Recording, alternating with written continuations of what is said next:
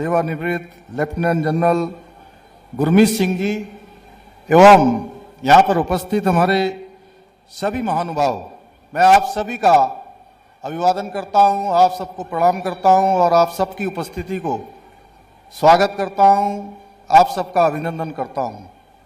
कार्यक्रम में उपस्थित हमारे दूर दूर से आए हुए सभी भाइयों बहनों, बड़े बुजुर्गों, मेरे नौजवान साथियों, उपस्थित हमारे छात्र छात्राओं, पत्रकार मित्रों एवं छायाकार बंधुओं, मैं सबसे पहले आप सभी को आज राज्य स्थापना दिवस की बहुत बहुत बधाई देता हूं, शुभकामनाएं देता हूं।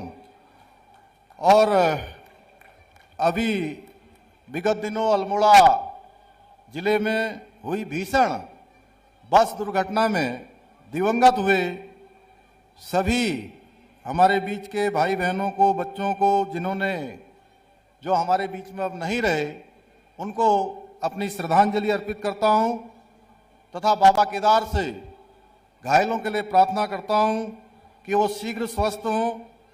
भाइयों बहनों, आज हमारा राज्य अपनी स्थापना के रजत जयंती वर्ष में प्रवेश करने जा रहा है। इस अवसर पर मैं उत्तराखंड राज्य निर्माण में अपना सर्वस्व निछावर करने वाले सभी अमर शहीदों, राज्य आंदोलनकारियों एवं मातृशक्ति को श्रद्धापूर्वक नमन करता हूं। आज के इस अवसर पर मैं पूर्व प्रधानमंत्री, भारत रत्न, परम श्रद्धेय स्वर्गीय श्री अटल बिहारी वाजपेयी जी को भी नमन करता हूं, जिनके प्रधानमंत्रित्व काल में उत्तराखंड राज्य की स्थापना का सपना साकार हुआ। यह हम सभी के लिए हर्ष की बात है कि स्वर्गीय अटल जी द्वारा पुष्पित और पल्लवित हमारा उत्तराखंड आज प्रधानमंत्री आदरणीय श्री नरेंद्र मोदी जी के नेतृत्व में देश का अग्रणी राज्य बनने की ओर अग्रसर है। भाइयों बहनों, आदरणीय मोदी जी के मार्गदर्शन एवं सहयोग से सभी क्षेत्रों में हमारे प्रदेश का इंफ्रास्ट्रक्चर आज तेजी से मजबूत हो रहा है। आज शहर से लेकर सुदूर पर्वतीय क्षेत्रों तक सड़कों का निर्माण किया जा रहा है। विभिन्न जनपदों के लिए हेली सेवाएं प्रारंभ करने के साथ ही विभिन्न एयरपोर्ट्स और हेलीपोर्ट्स को विकसित किया जा रहा है। ऋषिकेश कर्णप्रयाग रेल लाइन के जगह शीघ्र ही पहाड़ में रेल पहुंचने का सपना साकार हो रहा है। राज्य के विभिन्न जिलों में मेडिकल कॉलेजों की स्थापना करने के साथ ही एम्स ऋषिकेश के सैटेलाइट सेंटर का निर्माण कार्य भी किया जा रहा है। आज उत्तराखंड पर्यटन, कृषि, बागवानी और उद्योग सहित विभिन्न क्षेत्रों में तेजी से आगे बढ़ रहा है, जिसकी वजह से राज्य में बृहद स्तर पर व्यवसाय, रोजगार और नौकरियों के अवसर सृजित हो रहे हैं। हमारी सरकार ने औद्योगिक नीति, लॉजिस्टिक नीति, स्टार्टअप नीति सहित अनेक नई नीतियां बनाकर राज्य में पूंजी निवेश के अवसरों को बढ़ाने का कार्य किया है। इसके साथ ही उधम सिंह नगर के खुरपिया में शीघ्र ही एक इंडस्ट्रियल स्मार्ट सिटी स्थापित होने जा रही है। वो दिन दूर नहीं जब हम प्रदेश में रोजगार के अवसरों को बढ़ाकर राज्य से पलायन की समस्या को जड़ से खत्म कर सकेंगे। भाइयों बहनों, हमने उत्तराखंड का विकास सुनिश्चित करने के साथ ही प्रदेश के हित में कई कठोर ऐतिहासिक निर्णय लिए हैं।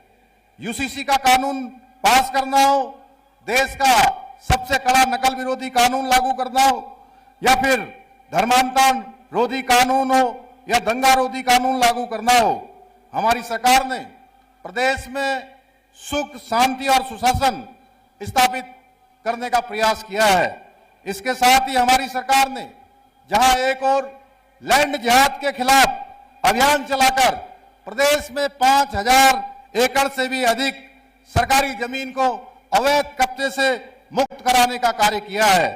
वहीं सरकारी नौकरियों में राज्य आंदोलनकारियों को 10% एवं महिलाओं के लिए 30% क्षैतिज आरक्षण लागू करने का ऐतिहासिक कार्य भी किया है।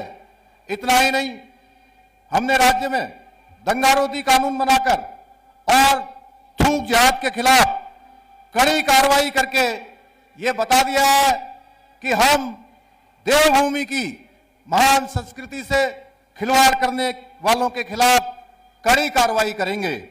हम शीघ्र ही राज्य में एक सख्त भू कानून लाकर राज्य के मूल स्वरूप के साथ खिलवाड़ करने वालों के खिलाफ भी सख्त कार्रवाई सुनिश्चित करेंगे। हमारी सरकार द्वारा किए जा रहे इन अभूतपूर्व कार्यों एवं निर्णयों के प्रयासों के सकारात्मक परिणाम देखने को भी मिल रहे हैं। नीति आयोग द्वारा सतत विकास के लक्ष्यों को प्राप्त करने के इंडेक्स में उत्तराखंड को देश में पहला स्थान प्राप्त हुआ है। हमारे प्रदेश को ईज ऑफ डूइंग बिजनेस में अचीवर्स तथा स्टार्टअप रैंकिंग में लीडर्स की श्रेणी प्राप्त हुई है। हमने एक वर्ष के भीतर बेरोजगारी दर में रिकॉर्ड 4.4% की कमी लाकर राष्ट्रीय औसत को भी पीछे छोड़ने का काम किया है। भाइयों बहनों, उत्तराखंड के लोग अपनी प्रतिभा, लगन, परिश्रम, ईमानदारी और निष्ठा के बल पर देश विदेश में उत्तराखंड का नाम रोशन कर रहे हैं। पिछले वर्ष की भांति ही इस वर्ष भी राज्य के ऐसे 5 प्रतिभाशाली व्यक्तित्वों को उत्तराखंड गौरव सम्मान पुरस्कार से सम्मानित किया जा रहा है। इस वर्ष उत्तराखंड गौरव पुरस्कार से सम्मानित होने वाले भारत के chief of defence staff general Shri Anil Chauhan ji, Uttarakhand के जाने माने लोक गायक श्री प्रीतम भरतवाण जी, समाज सुधारक एवं आध्यात्मिक गुरु माता श्री मंगला माता जी, अभिनेता श्री हेमंत पांडे जी और बीते 3 दशकों से चिकित्सा क्षेत्र में अपना योगदान देने वाले चिकित्सक डॉक्टर महेश कुडियाल जी को मैं हार्दिक बधाई एवं शुभकामनाएं देता हूं। भाइयों बहनों, आज के इस अवसर पर मैं निम्न घोषणाएं भी करना चाहता हूं कि राज्य में सड़क दुर्घटनाओं को प्रभावी रोकथाम हेतु विभिन्न विभागों को साथ लेकर समग्र नीति बनाई जाएगी। राज्य में आपदा के कारण मार्ग एवं पुलों के बह जाने की दशा में यातायात को तुरंत सुचारू रूप से संचालित करने के उद्देश्य हेतु बैली ब्रिज स्थापित किए जाएंगे। उत्तराखंड राज्य में महिलाओं का समग्र विकास सुनिश्चित करने हेतु महिला नीति यथाशीघ्र अधिसूचित की जाएगी। आगामी राष्ट्रीय खेलों में उत्तराखंड के जो खिलाड़ी मेडल जीतेंगे उनको पुरस्कारों हेतु नियत धनराशि के बराबर उतनी ही धनराशि राज्य सरकार द्वारा अतिरिक्त रूप से दी जाएगी। उत्तराखंड से बाहर देश के दूसरे राज्यों में रहने वाले प्रवासियों हेतु राष्ट्रीय उत्तराखंडी प्रवासी दिवस यानी कि प्रतिवर्ष नवंबर माह में आयोजित किया जाएगा, जिसकी हमने इस वर्ष शुरुआत की है, तथा विदेशों में रहने वाले प्रवासी उत्तराखंडियों के लिए अंतर्राष्ट्रीय उत्तराखंडी प्रवासी दिवस प्रतिवर्ष जनवरी माह में आयोजित किया जाएगा। 50 एवं उससे अधिक जनसंख्या वाले सभी गांवों को एक नियोजन के तहत 2030 तक सड़क मार्ग से जोड़ा जाएगा। राज्य में युवाओं के सर्वांगीण विकास के लिए एक विशिष्ट युवा नीति बनाई जाएगी। सड़कों की गुणवत्ता सुनिश्चित करने हेतु कॉन्ट्रैक्टर एवं अभियंताओं का उत्तरदायित्व निर्धारित करने के लिए विशेष प्रक्रिया बनाई जाएगी। महिलाओं को प्रसव के दौरान जच्चा बच्चा की देखभाल हेतु मुख्यमंत्री जच्चा बच्चा प्रोत्साहन सहायता प्रदान करने के लिए कार्रवाई प्रारंभ की जाएगी। भाइयों बहनों, मुझे पूरा विश्वास है कि आज से प्रारंभ होने जा रहा राज्य स्थापना का ये रजत जयंती वर्ष उत्तराखंड को देश के अग्रणी राज्य बनाने की दृष्टि से ऐतिहासिक वर्ष साबित होगा।